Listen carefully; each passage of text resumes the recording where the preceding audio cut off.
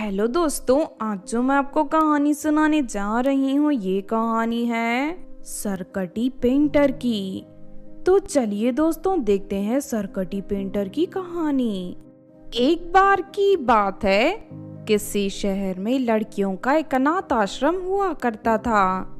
उस अनाथ आश्रम को कामिनी नाम की एक बुरी औरत चलाती थी। कामिनी बहुत ही बेरहम थी। उसके अनाथ आश्रम में अगर कभी लड़कियों से कोई गलती हो जाती तो कामिनी गरम सलाखों से उन लड़कियों के शरीर को जलाकर उन्हें सजा देती थी। उसी अनाथ आश्रम में अनामिका नाम की एक लड़की रहती थी। अनामिका को पेंटिंग बनाने का बहुत शौक था, लेकिन उसके पास पेंटिंग का सामान खरीदने के लिए पैसे नहीं थे। इस वजह से वो हमेशा उदास रहती थी। फिर एक दिन, कामिनी आंटी, मैं कुछ पेंटिंग बनाना चाहती हूँ, आप मुझे पेंटिंग का सामान खरीदने के लिए पैसे दे दीजिए। अरे पागल हो गई है क्या? इस अनाथ आश्रम में रहकर जो तू मुफ्त की रोटियां तोड़ रही है वही बहुत है। बेकार की फरमाइश करके मेरा दिमाग खराब मत किया कर, वरना अगर मुझे गुस्सा आ गया तो मैं कचरे की तरह तुझे उठाकर बाहर फेंक दूंगी। समझ गई ना तू? चल जा यहाँ से। कामिनी की डांट सुनकर अनामिका उदास हो जाती है, लेकिन अनामिका के अंदर पेंटिंग बनाने का इतना जुनून था कि वो कोयले से अनाथ आश्रम की बाहर दीवार पर तरह तरह के चित्र बनाया करती थी। इस तरह एक दिन अनामिका दीवार पर चित्र बना रही थी कि तभी सड़क से गुजर रही रेखा नाम की एक औरत की नजर अनामिका की बनाए हुए चित्र पर पड़ती है। अरे वाह, ये तो बहुत ही खूबसूरत है। सच में कई सालों के बाद इतनी बढ़िया कलाकारी देखी है।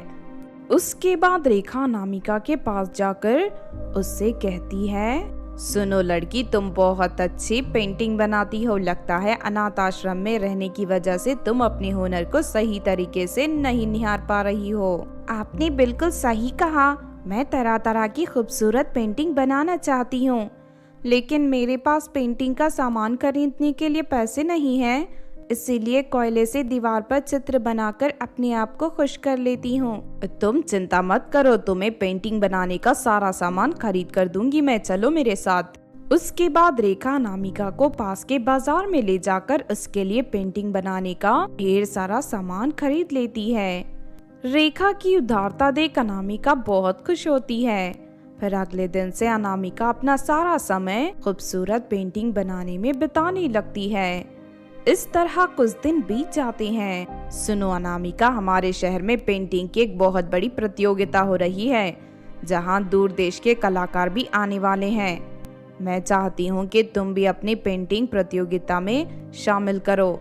रेखा की बात सुनकर अनामिका खुश हो जाती है। उसके बाद अनामिका दिन रात मेहनत करके तरह तरह की खूबसूरत पेंटिंग तैयार कर लेती है। थोड़े दिन के बाद प्रतियोगिता का दिन आ जाता है।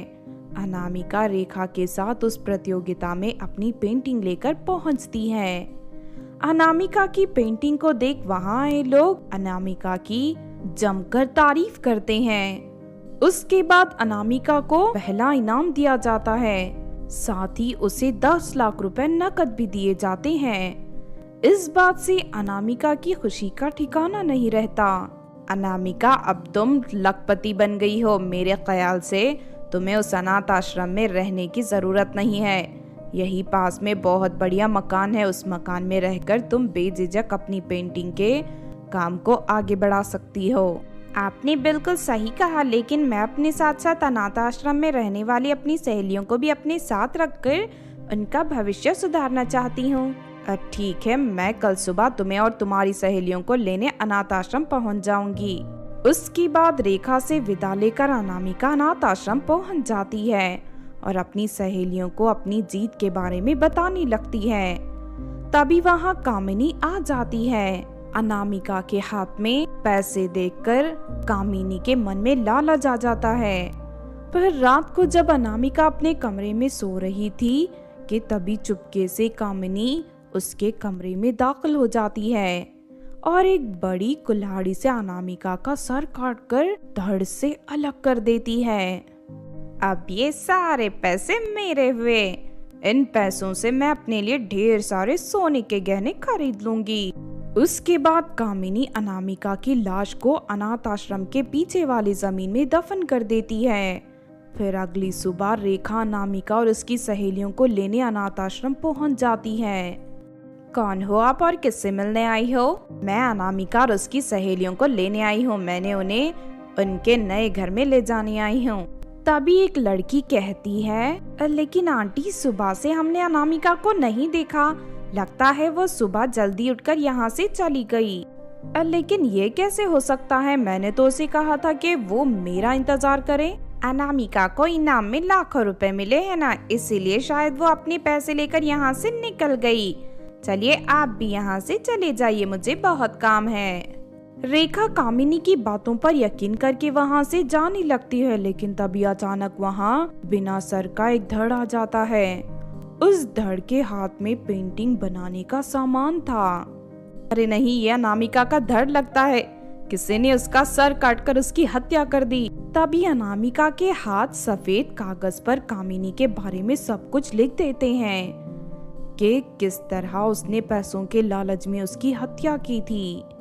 ये सब देख कामिनी घबराकर वहां से भागने लगती है, लेकिन तभी वहां मौजूद लड़कियां उसे पकड़कर जमीन पर पटक देती हैं। फिर वो सभी लड़कियां एक साथ कामिनी की पिटाई शुरू कर देती हैं। अरे मर गई रे, कोई मुझे बचाओ। अरे नहीं नहीं, बस करो, छोड़ दो मुझे। नहीं नहीं, इसे मत छोड़ना। अगर ये जिंदा रही तो इसी तरह मासूम लड़कियों की जान लेती रहेगी।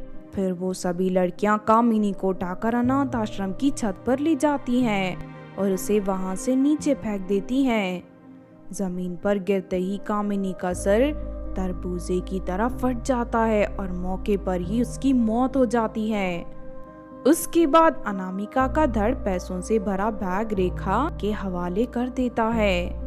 उसके बाद रेखा उन सभी लड़कियों को अपने घर ले जाती है और उनकी अच्छी तरह परवरिश करने लगती है। तो आपने देखा दोस्तों सरकटी पेंटर की कहानी। इस कहानी से हमें ये सीख मिलती है कि हमें कभी भी लालच में पड़कर कोई गलत काम नहीं करना चाहिए, क्योंकि लालच का अंजाम हमेशा बुरा ही होता है। अगर ये कहानी आपको अच्छी लगी हो तो ज़रूर लाइक करें और हमारे चैनल को सब्सक्राइब भी कर लें।